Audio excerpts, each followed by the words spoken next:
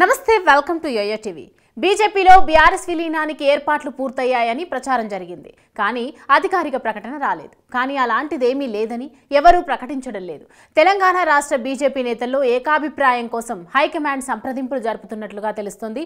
బీజేపీతో ఎలాంటి సంబంధాలు వద్దని ముగ్గురు కీలక ఎంపీలు పట్టుబడుతున్నట్లుగా సమాచారం। మరో ఇద్దరు ఎంపీలు కొంతమంది కీలక నేతలు ఓకే అంటున్నారు, మిగిలిన వారు హైకమాండ్కు వదిలేశారు। ఇప్పుడున్న పరిస్థితుల్లో బీఆర్ఎస్ పార్టీతో విలీనం చేసుకున్నా, పొత్తులు పెట్టుకున్నా అది బీజేపీకి నష్టం చేస్తుందని ముగ్గురు ఎంపీలు వారు వాదిస్తున్నారు। బీఆర్ఎస్ బలహీన పడుతోందని, ఆ పార్టీ ఓటు బ్యాంకు క్రమంగా బీజేపీకి దగ్గరవుతోందని, వారితో పొత్తులు లేదా విలీనం అనే రాజకీయ పరిణామాలు సంభవిస్తే అది బీజేపీకి మైనస్ అవుతుందని వారు హైకమాండ్కు చెబుతున్నారు। బీఆర్ఎస్ పార్టీకి గ్రౌండ్ లెవెల్లో క్యాడర్ ఉందని, ఆ పార్టీ క్యాడర్ వల్ల బీజేపీ ఆటోమేటిక్గా బలపడుతుందని చెప్పినట్లుగా తెలుస్తోంది। రెండు పార్టీలు విలీనమైతే ఆ తర్వాత కాంగ్రెస్ పార్టీ ప్రభుత్వం సంగతి చూడవచ్చన్న ఆలోచనతో పార్టీ మారాలనుకుంటున్న కొంతమంది నేతల్ని బీఆర్ఎస్ నేతలు ఈ ప్రచారంతో ఆపుతున్నారు। విలీనం ఉండదని తేలితే మరికొంతమంది కాంగ్రెస్ గూటికి చేరిపోయే అవకాశం ఉంది। చూడాలి మరి రానున్న రోజుల్లో ఏం జరుగుతుందో।